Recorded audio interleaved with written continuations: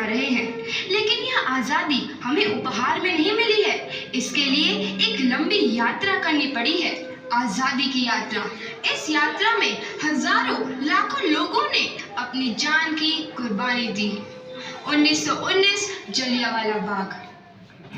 आज हमारे बैसाखी का दिन है, लेकिन पूरा पंजाब बैसाखी नहीं मनाएगा। हम सब बैसाखी नहीं मनाएंगे।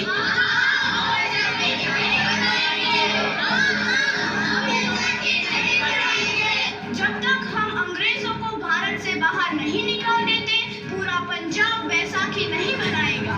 अच्छा, तो तुम सब हमारा विरोध करता है, भाग जाओ यहाँ से। इसका अंजाम बहुत ही बुरा होगा। हम नहीं जाएंगे, तुम लोग जाओगे। हमें नहीं, तुमको भारत से भागना होगा। Soldiers fire!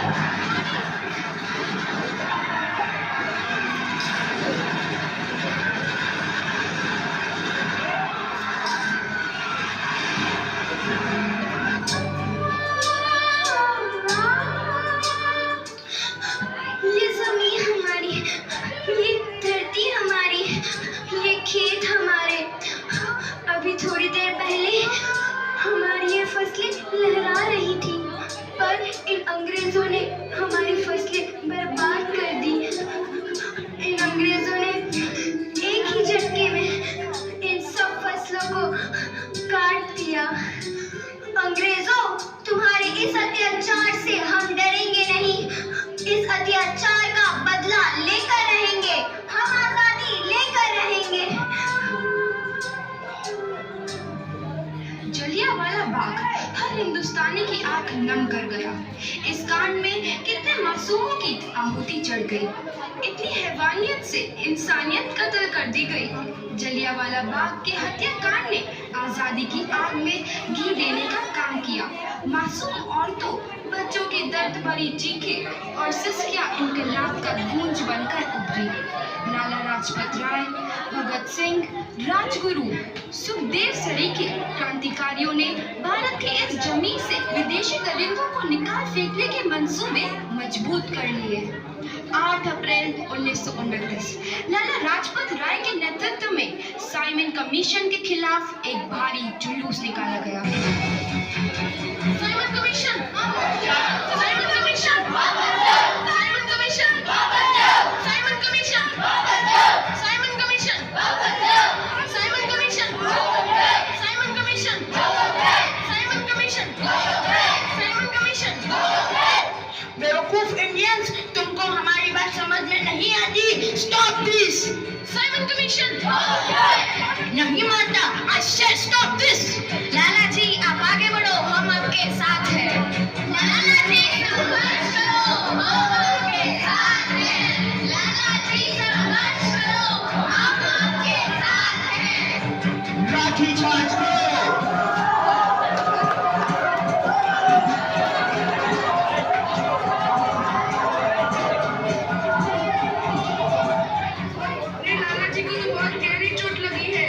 सर फट गया है।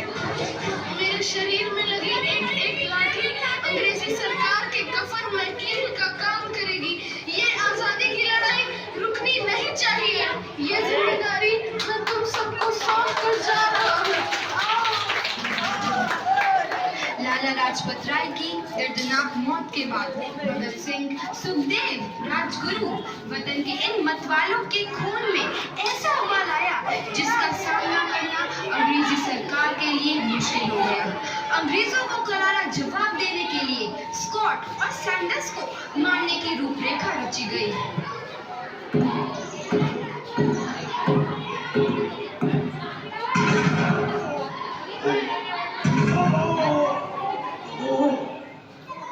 सैंडर्स मारा गया। चारों तरफ तहलका मचा था। दीवारों पर लिखा था, लाला जी की मौत का बदला ले लिया गया है। भगत सिंह समेत सभी वहां से फरार हो गए। 8 अप्रैल 1929 दिल्ली में ब्रिटिश सरकार की सेंट्रल लेजिस्लेटिव असेंबली की बैठक में 2 बम धमाके की आवाज सुनाई दी।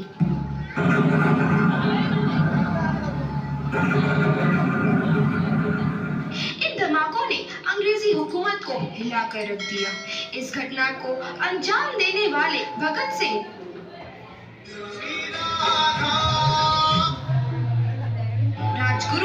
सुखदेव ने अपने आप को अंग्रेजों के हवाले कर दिया। 1930 को अदालत ने अपना फैसला सुनाया। मुलजिम भगत सिंह, मुलजिम राजगुरु, मुलजिम सुखदेव को दफा 121 और दफा 302 के तहत ये अदालत तीनों को मुजरिम करार देती है और इस गुस्ताखी के लिए ये अदालत इन तीनों को सजाए मौत की सजा सुनाती है। सरफरोशी की तमन्ना अब हमारे दिल में है, देखना है जोर कितना बाजुए कातिल में है।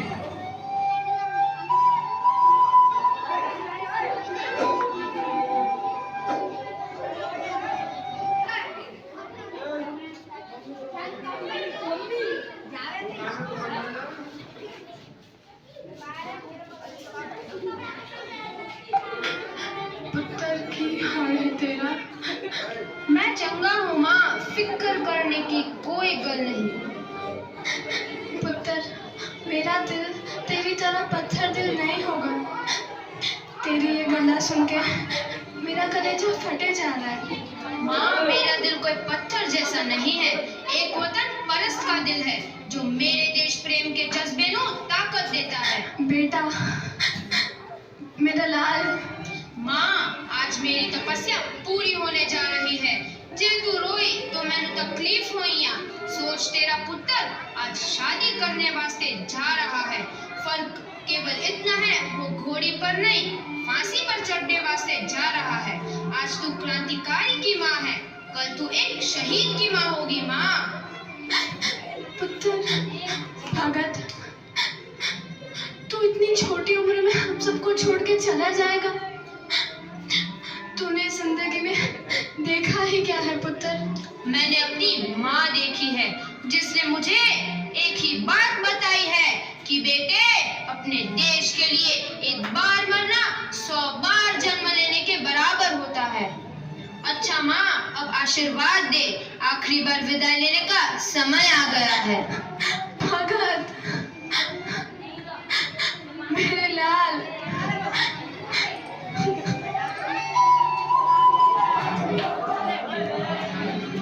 भगत सिंह, तुम्हारी कोई आखिरी ख्वाहिश? हमारे हाथ खोल दी।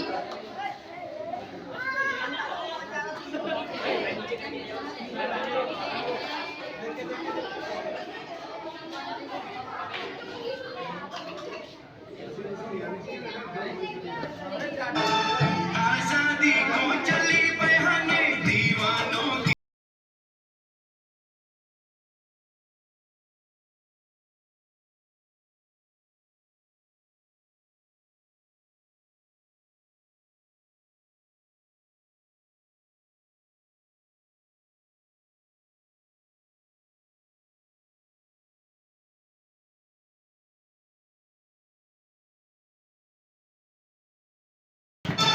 आजादी को चली बहाने दीवानों की टोली। आजादी को चली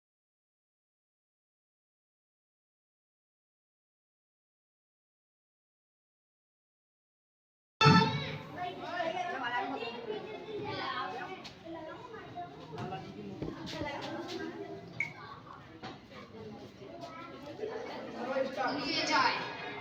हम तीनों दोस्त एक दूसरे से गले मिलना चाहते हैं, उनके हाथ खोल दिए जाए।